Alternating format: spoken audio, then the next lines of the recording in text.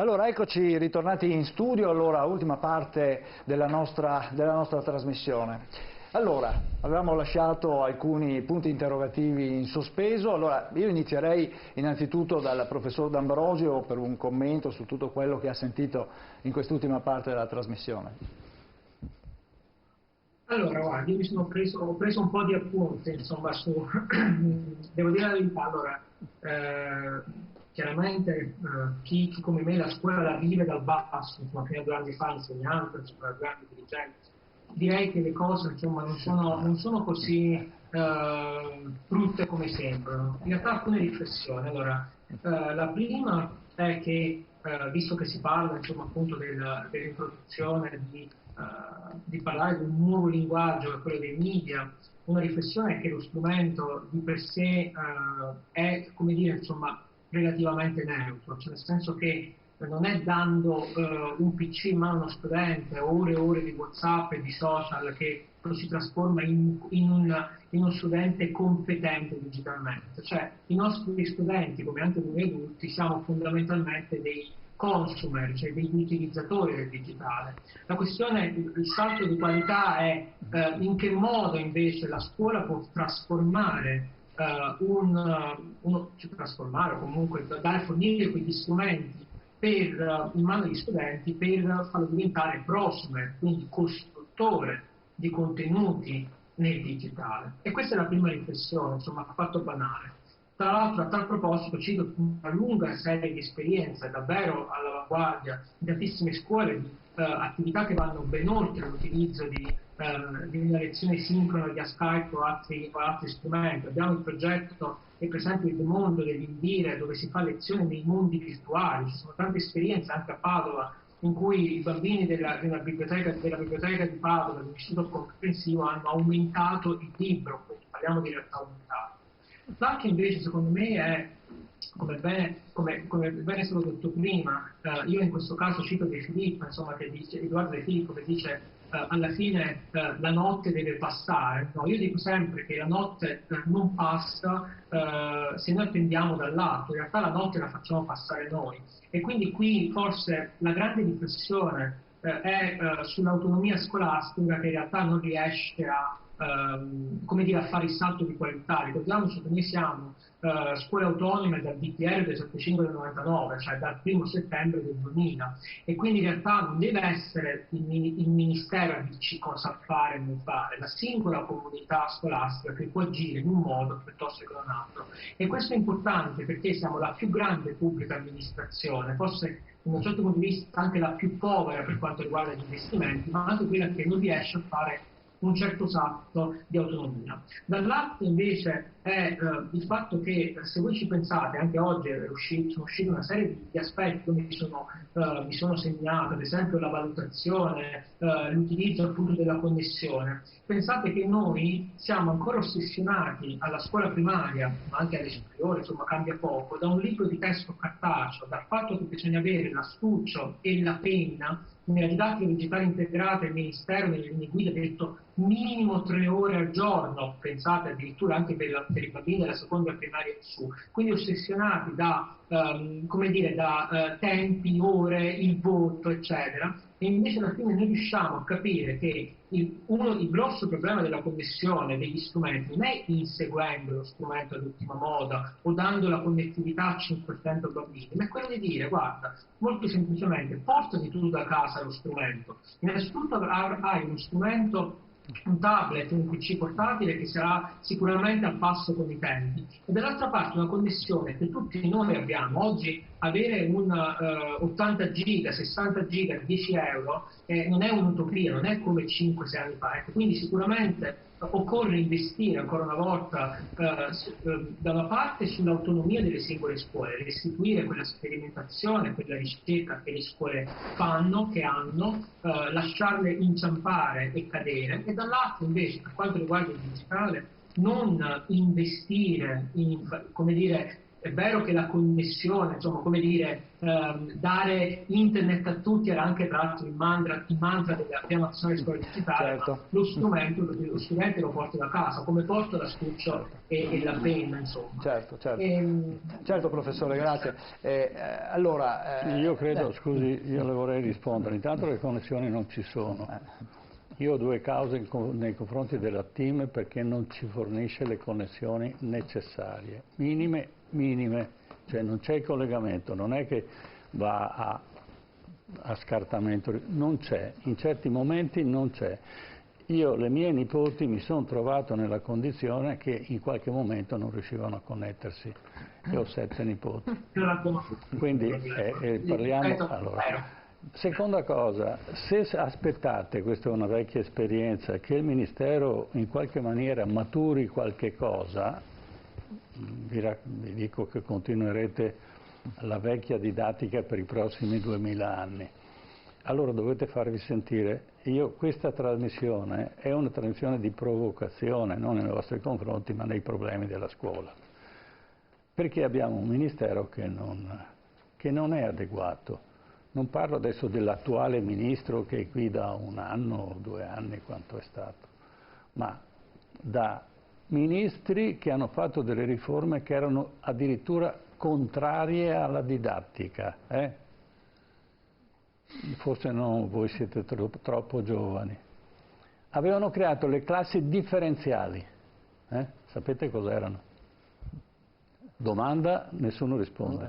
Bene, allora vi dico io che quelli che non erano bravi nella classe venivano messi in una classe speciale, messi tutti in questo ghetto, no? In maniera da dare la possibilità al docente e il vantaggio agli altri allievi di non avere un disturbo in classe. Ecco, è stata fatta una dimostrazione che è durata 2 anni, dopodiché il ministro che aveva fatto questa riforma che sembrava fantastica, democristiano, quindi partiva da una radice, diciamo, di condivisione delle ricchezze, no? Ecco, ha rimangiato tutto e ha detto no, facciamo anzi le classi più miste possibili e prendiamo anche gli handicapati. Allora finalmente sono arrivati i ragazzi disabili nelle classi. Questo succedeva nel 1973. Allora, non è che avrebbero cambiato la riforma. Sono perfino intervenuti i carabinieri durante le manifestazioni. Ecco. E sono venuti nelle nostre manifestazioni i ragazzi di Barbiano. Ricordate, no? Don Milani. A testimoniare che la scuola non era quella che stiamo facendo noi, che la loro scuola era stata un'altra e che aveva portato a ben altri risultati. Loro che erano figli di nessuno, di contadini che non avevano la possibilità di andare a scuola. Allora, vi dico una cosa, c'erano a quell'epoca però delle cose fondamentali che sono sparite. Erano i corsi di informazione. Gli insegnanti dovevano, per avere un punteggio, dovevano andare a dei corsi apposta di aggiornamento, dovevano aggiornarsi. E questo concorso dei corsi di aggiornamento, che era la fase positiva di quella riforma, perché non era tutta cattiva, faceva sì che i professori si confrontassero, e il confronto è fondamentale per lo sviluppo della scuola. Però dovete farlo voi e non vi abbassate, difendete la vostra professione, difendete perché è fondamentale. Allora io dicevo, quando insegnavo alla scuola media, madri e padri facevamo le riunioni dopo cena, perché naturalmente erano tutte persone che lavoravano fuori eccetera e quindi potevano solo dopo le 8 di sera, e noi andavamo a fare queste riunioni. Agli insegnanti, voi portate non il figlio, date in mano il cervello di vostro figlio. Quindi non è la persona, è la parte essenziale del giovane che serve alla formazione. Altrimenti è inutile che parliamo, che ci diciamo allora il coronavirus eccetera. Il coronavirus è un inciampo che ci serve a risollevarci molto meglio di prima, e se abbiamo un governo che in questo momento forse dimostra una sensibilità non solo per i tavoli a rotelle che non ho ancora capito a cosa servono, ma potrebbero servire, ma soprattutto perché consideri che entriamo in un modo completamente diverso e che gli altri stati stanno facendo passi fondamentali in avanti attraverso questa tecnologia. Abbiamo dei giovani che imparano in un lampo. Io ho un nipote che ha 5 anni. Il telefonino lo disfa e lo costruisce in 10 minuti, sa fare tutto, ma nessuno gli ha spiegato. Lui ha guardato come facevano i genitori e ci mette le dita dappertutto, solo di istinto, quindi non abbiamo una lezione frontale. Ecco, la stessa cosa, dovete considerare che questo è il fenomeno. I giovani nascono e crescono con questo nuovo strumento e dobbiamo capire che come funzionerà il loro cervello, perché i libri stanno scomparendo. Zanella. Ma io non demonizzerei troppo la scuola. No, bisogna riformarla, non demonizzarla. No, stiamo diciamo, parlando di una realtà importantissima dello Stato italiano che muove 8 milioni di persone. Stiamo parlando che ogni provvedimento mette in movimento di un ministro, deve far adeguare dai vertici all'ultimo personale ATA, deve fare adeguare una quantità di persone di questo tipo, e questi cambiamenti, queste innovazioni, queste novità ovviamente richiedono tempo, primo. Seconda constatazione, da 3.000 anni in cui la scuola ha cominciato a esistere, a nascere, è sempre stato vitale il rapporto docente-discente, o meglio, va ripristinata, va salvaguardato, a mio avviso, sempre questa funzionalità, cioè il ragazzo che chiede una scolarizzazione deve avere un atteggiamento di ascolto, di attenzione, di capacità di elaborare anche il pensiero, che spesso con i mezzi così rapidi che la tecnologia oggi consente non permettono agli studenti. È un dato assodato di alcune scuole che hanno già chiuso, attenzione, hanno già chiuso un percorso liceale dalla prima alla quinta, escludendo i libri, perché hanno fatto una sperimentazione escludendo i libri, e hanno verificato, gli stessi docenti, che l'apprendimento è stato leggermente impoverito, è stato un po' decurtato rispetto alla fatica di stare a studiare i capitoli che sono previsti per quella parte di storia o di letteratura. Quindi i docenti stessi, che si sono buttati con entusiasmo, hanno anche verificato con mano: io sì ti vengo incontro con la didattica che ti è più funzionale, ma se per rispettare il programma io devo tagliare di qua, tagliare di là, perché altrimenti non si riesce a fare la stessa didattica, gli stessi programmi non vengono garantiti con la stessa funzionalità. D'accordo? Quindi la scuola di per sé in senso tradizionale, per me, ha ancora tutta la sua valenza, e non è un caso se su 8 città italiane gli studenti in queste settimane si sono, come si dice, piazzati fuori dal cancello o dagli spazi esterni alla scuola per rivendicare non solo la scuola in presenza, ma la scuola tradizionale che loro conoscono. Non è che ci sono state anche le manifestazioni di protesta legate agli spazi, alle palestre, queste sono le proteste autunnali che si ripetono periodicamente. Ma di per sé la lamentazione in sé che gli studenti stanno facendo in questo periodo è: vogliamo avere la scuola che c'era prima. Poi Zanella, la interrompo un attimo perché abbiamo proprio una studentessa, l'ha incontrata il collega Emiliano Schincaglia, era una studentessa dell'Istituto Marchesi Fusinato qua di Padova, che in questi giorni appunto hanno manifestato. Sentiamo cosa ha detto. Stamattina si sono ritrovati davanti al Marchesi Fusinato per dire no alla didattica a distanza, perché la didattica a distanza di certo non garantisce il diritto allo studio a tutte e tutti. Solamente questa mattina è uscito quanto più di 62.000 studenti solamente veneti non possono accedere a questa. Già l'Organizzazione Mondiale della Sanità nell'ANSA questa mattina diceva quanto la scuola deve essere l'ultimo elemento a chiudere. Per questo in questo momento ci troviamo qua a rivendicare una scuola accessibile e in presenza, consapevoli che delle soluzioni ci sono, come l'aumento drastico classico dei trasporti negli orari interessati, trasporti accessibili e sicuri, come l'aumento delle aule, l'utilizzo cioè rendere agibile spazi inagibili nella nostra città, che ce ne sono moltissimi, per poter realmente garantire la possibilità di istruirsi e di avere un futuro degno di essere chiamato tale, frequentando i nostri luoghi di formazione, che sono gli ultimi, come dice l'Organizzazione Mondiale della Sanità, a dover chiudere. Gli ultimi a dover chiudere, De Carlo. L'argomentazione della studentessa è parzialmente fallace in re ipsa, nel senso che dice no alla didattica a distanza perché non tutti possono usufruirne. Allora sarebbe no al fatto che alcuni studenti possano non fruirne. In realtà il discorso dovrebbe essere più ampio. Sono parzialmente d'accordo con il professor Zanella, ricostruiamo una didattica che comprenda la componente a distanza, perché come abbiamo discusso in questa trasmissione ci sono tanti aspetti positivi della didattica a distanza e la famosa relazione didattica può essere parzialmente o anche completamente, ma non è questo il punto, può essere tramite un mezzo telematico. 3.000 anni, ma non c'è mai stata la possibilità di avere una relazione non in presenza. Negli ultimi 100 anni col telefono, ma parziale, adesso ci siamo.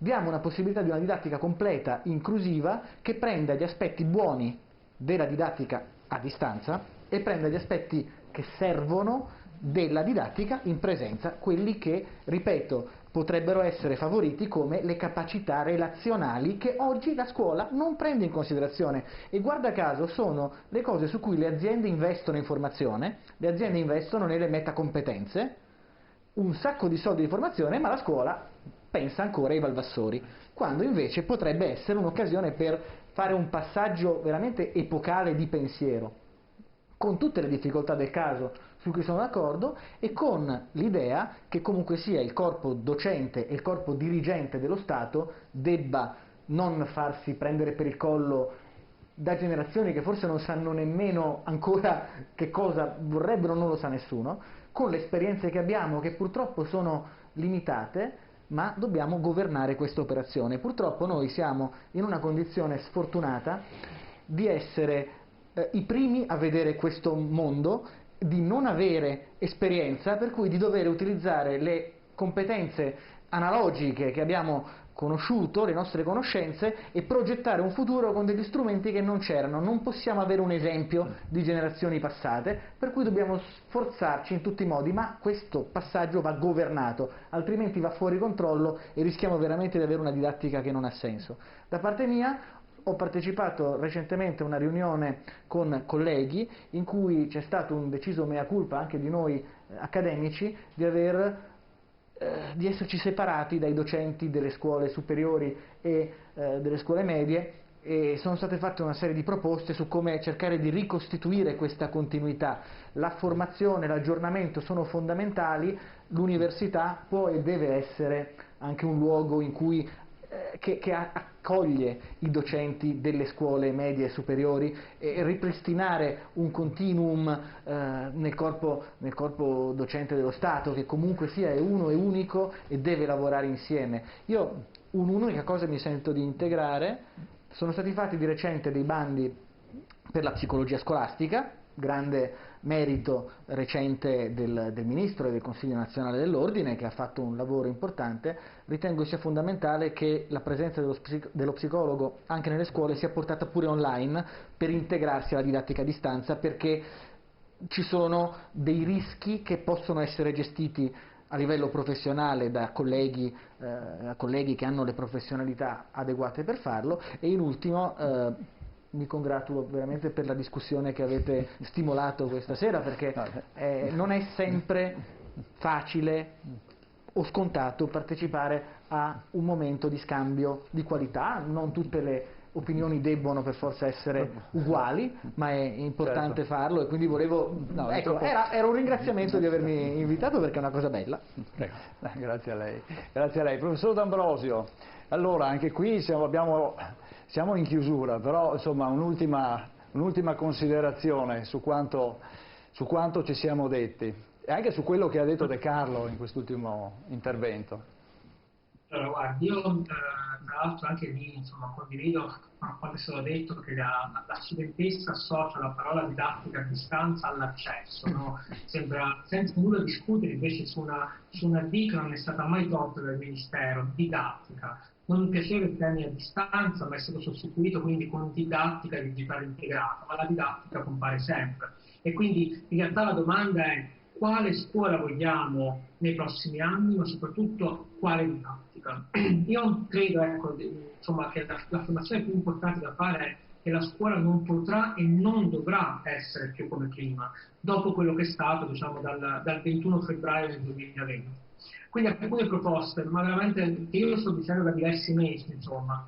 La prima, come è stato detto, bisogna occorre investire su una formazione, ma una formazione di qualità, una formazione in cui dove si mettono le mani in pasta, dove il docente vada oltre le nozioni, ma si lavora anche sulle competenze soft, dove la scuola ritorni ad essere quel luogo di ricerca, sperimentazione e sviluppo, come doveva essere dal 99 ad oggi. Un altro aspetto, bisogna secondo me, adesso questo io non sto dicendo scuola-azienda, però prendersi quello che nelle aziende funziona, e quello dico da dirigente, da chi si occupa della gestione, no? Anche delle risorse umane, bisogna investire su un aspetto, su una cosa che si chiama con un inglesismo middle management, ovvero le figure intermedie. Occorre cioè dotare le scuole di uno psicologo, nelle scuole vi deve essere un pedagogista, oggi c'è una cosa che si chiama animatore digitale, cioè ci deve essere anche un tecnico, una persona che sappia lavorare con il digitale e con la didattica. Ci devono essere queste figure che non vanno solo nelle classi, ma che affiancano il dirigente scolastico, quindi davvero un nucleo tecnico operativo. Ad esempio noi nella nostra scuola abbiamo una task force che si occupa della propensione al rischio, sembra una cosa davvero molto strana, però noi prevediamo scenari. Lavoriamo con la cultura della qualità, quindi monitoraggi, controlli, pianificati. Un'altra cosa che non è stata detta è che la scuola deve aprirsi ad una sana relazione con la comunità, in questo caso non solo il sindaco di turno, non solo le aziende e le associazioni benissimo, ma prima di tutto con i genitori, perché i genitori sono i nostri alleati educativi e nella didattica a distanza l'abbiamo visto. Se il primo educatore sono loro, il secondo educatore è l'insegnante, poi direbbe Malaguzzi il terzo educatore è l'ambiente di apprendimento. L'altra cosa, io anche qui mi è venuto un po' l'orticare, come si è detto, la scuola tradizionale, bisogna riportare la scuola tradizionale, non bisogna abbandonarla. Prima è stato citato Don Milani, ma si potrebbe citare anche Mario Lodi, no? Che tanto aveva fatto negli anni 60, negli anni 70, un movimento di cooperazione educativa. Allora penso a un Mario Lodi, un Don Milani di turno, che di fronte diciamo, anche ad un'emergenza, ma in questo caso direi opportunità degli strumenti, cosa avrebbe fatto? Beh, lui sicuramente avrebbe preso in questo caso il tablet, anche magari vecchio di 10 anni, e avrebbe fatto scuola comunque, così come noi abbiamo bisogno di una scuola comunque, anche come dire, nell'orto, piuttosto che una scuola che mette le mani in pasta con attività di laboratorio, e dove il digitale è un nostro alleato educativo. Ripeto, ribadisco ancora una volta che gli studenti non sono digitalmente più evoluti del docente. Da questo punto di vista io condivido anche con il docente di storia che quando dice che la scuola deve fornire, io dico sempre, quegli strumenti per quel differenziale educativo. No? In l'auto cosa fa il differenziale? Ci permette di curvare e di fare delle scelte. Quindi la scuola quando dota agli studenti di strumenti quali il pensiero critico, il problem solving, cioè voi ci pensate, stiamo vivendo un problem solving pazzesco, enorme, cioè durante la didattica a distanza noi non potevamo stare lì a filosofeggiare, dovevamo agire, ma agire subito, e questi strumenti la scuola, che siano in presenza o siano a distanza, li ha tutti e li deve riportare al centro. Grazie professor D'Ambrosio. Allora, io chiuderei in questa maniera. Ai professori bisogna dare un posto certo, troppi sono i docenti che non hanno certezza e quindi se uno non ha certezza investe poco e cerca anche spesso altre soluzioni. E questa è una piaga che ci tiriamo dietro e dobbiamo decidere di chiuderla una volta per tutte.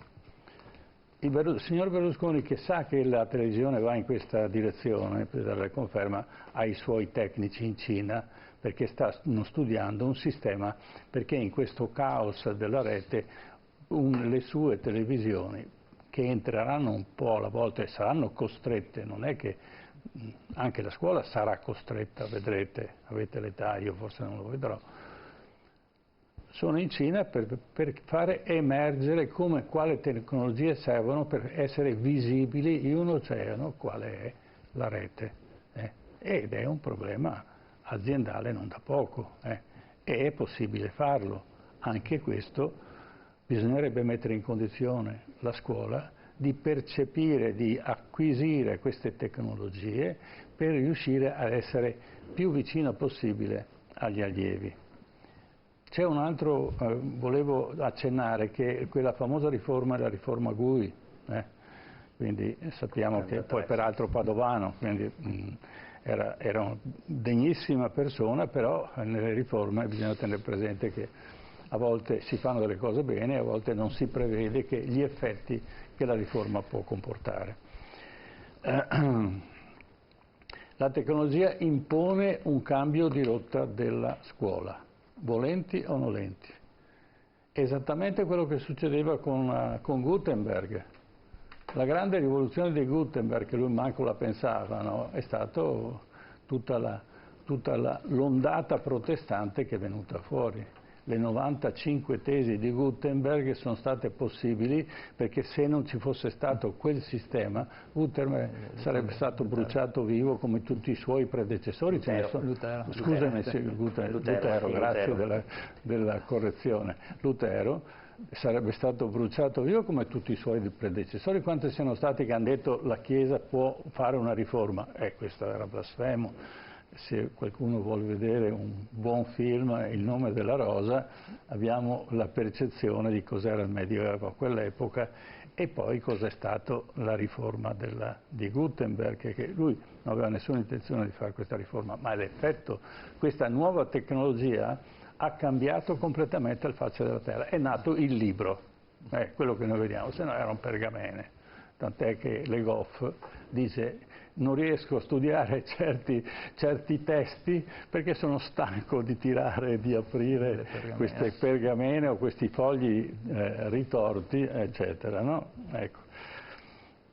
Gli allievi non sono più avanti tecnologicamente, acquisiscono rapidamente la rete, cioè la tecnologia di rete, la acquisiscono, ma sono autodidatti.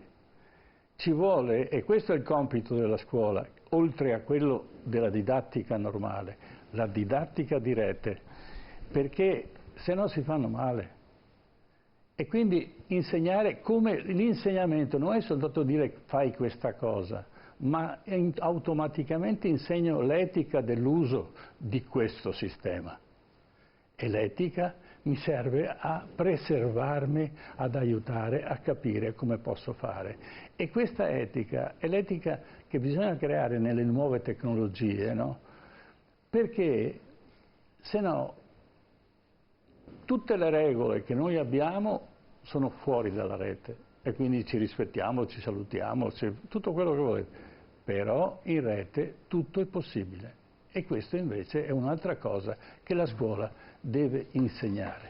Poi ce ne sarebbero altre 100, ma casomai riprendiamo l'argomento, ma specificamente però, Tullio, lo facciamo specificamente sulla rete, sulla didattica e non sul Covid, perché speriamo che quando lo faremo la cosa sarà Prego, professore. Sì, 3 elementi finali di valutazione, anch'io concordando con la sua ottima riflessione. La scuola della didattica a distanza implica inevitabilmente una crescita della responsabilità, sia del docente e crescita soprattutto degli studenti. Non a caso la divisione tra sincrona e asincrona potenzia una responsabilità, o viene esercitata o viene banalizzata. Primo. Secondo problema che pone la didattica a distanza, ed è questo palpabile perché tutti i docenti lo stanno misurando, gli strumenti di valutazione sono un po' fallaci, non si riesce ancora a metterne in essere alcuni che diano un'oggettività nel come valutare lo studente quando risponde o non risponde, risponde a dei quiz o altro, quindi gli strumenti valutativi. Terzo elemento, direi che va riconosciuto che tutto il corpo docenti, il personale docenti di punto in bianco si sono reinventati una missione da marzo in poi, senza nessun appoggio e ausilio dello Stato, hanno riscoperto e hanno anche contribuito ad avvicinare le famiglie alla scuola e le famiglie, diciamo, anche a tutte le responsabilità della scuola in sé. Chiudo con un'ultima osservazione, visto che lei ha citato appunto Umberto Eco, prendo proprio dal nome della rosa, chiudiamo con una sua citazione, quindi, che diceva, in riferimento al libro, è una di quelle invenzioni che una volta creata non se ne può più fare a meno, un po' come è stato il martello o la ruota. Esatto. Certo, certo. Bene, bene, ci fermiamo qui. Io ringrazio i nostri ospiti, grazie al professor Alessandro De Carlo per essere stato qua con noi, grazie della sua presenza, grazie al professor Alfonso D'Ambrosio in collegamento, buonasera anche a lei e buonasera anche e grazie anche al professor Patrizio Zanella della sua presenza. Bene, noi ci fermiamo qui. Allora, venerdì prossimo torniamo, ore 21, TV7 Match, avremo sicuramente una parte dedicata alla storia dell'Enel, dopo aver affrontato il tema di Mattei, torniamo ancora sul tema energetico nell'Italia del dopoguerra, e quindi è un momento importante per il nostro Paese, poi parleremo anche di donne, visto che ci sono delle ricorrenze importanti in questi giorni. Ci fermiamo qui. Grazie a tutti per averci seguito, buonanotte, a venerdì prossimo.